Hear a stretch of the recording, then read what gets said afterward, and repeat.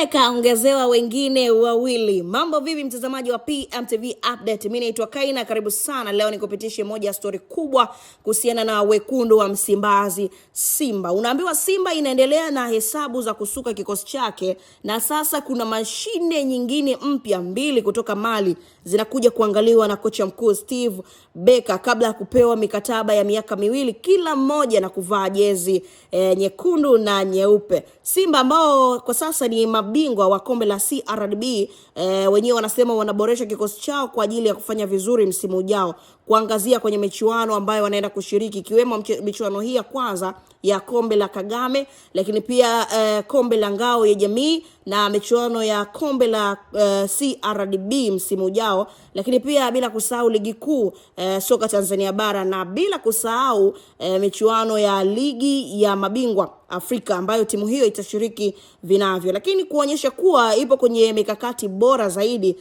jana Simba ilianza kumshusha kiungo Kelvin Nation kutoka timu ya Pamba, ambaye katikati ya msimu uliopita miongoni mwa vyombo vya habari vya Mwanasport viliripoti kwamba tayari Simba ilikwisha malizana naye. Hesabu hizo zinaelekea kumshusha nchini mshambuliaji mpya kutoka nchini Mali, Ibrahim Doumbia, ambaye ndiye mfungaji bora nchini Mali msimu uliopita akifunga mabao 17. Simba imeshafanya mazungumzo na star huyo, lakini inamtaka kocha Steve Beka ajiridhishe kwanza, na Beka hamjui sawasawa Doumbia, na ameomba mshambuliaji huyo aje kisha acheze mashindano haya ya kwanza ambayo Simba inaenda kushiriki ya Kagame Cup, ambayo ataenda kupata nafasi ya kumtizama zaidi na kufanya maamuzi ya mwisho ya kupewa mkataba wa miaka miwili mshambuliaji huyo.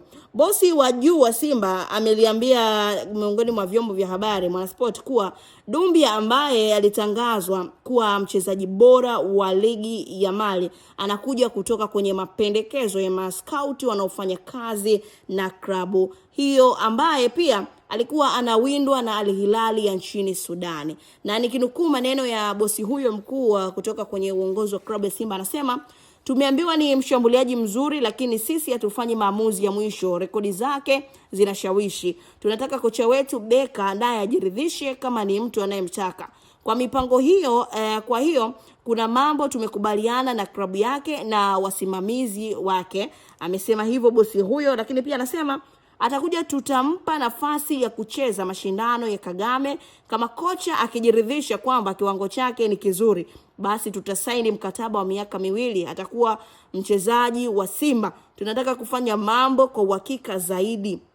Lakini inasemekana mbali na Doumbia pia safari hiyo ambayo Doumbia atakuja inamleta kiungo wa Real Bamako Mohamed Sangare, ambaye naye atapewa nafasi kama mshambuliaji huyo ambaye Doumbia anavyokuja ya kucheza katika michuano hiyo ya Kagame Cup.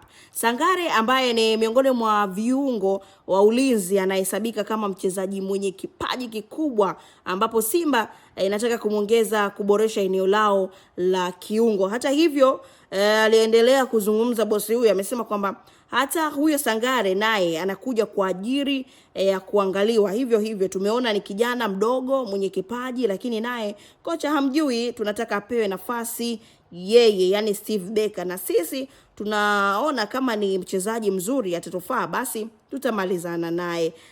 Ujio wa Sangare utakuwa ni pressure nyingine kwa Alassane Kante. Tunafahamu sasa hivi ndio mchezaji ambaye anatumikia nafasi hiyo, ambapo inaelezwa kama kiungo chake kitawashawishi pande hizo mbili, kunaweza kukaweza mashakani nafasi ya raia huyo wa Senegal ambaye ametumikia nusu ya mkataba wake wa miaka miwili. Hiyo ni miongoni mwa taarifa ambazo sisi tunakusogezea hapa PMTV Update. Mimi naitwa Kaina bwana, usiache kubashiri na PMBet kupitia website yao ya pmbet.co.tz.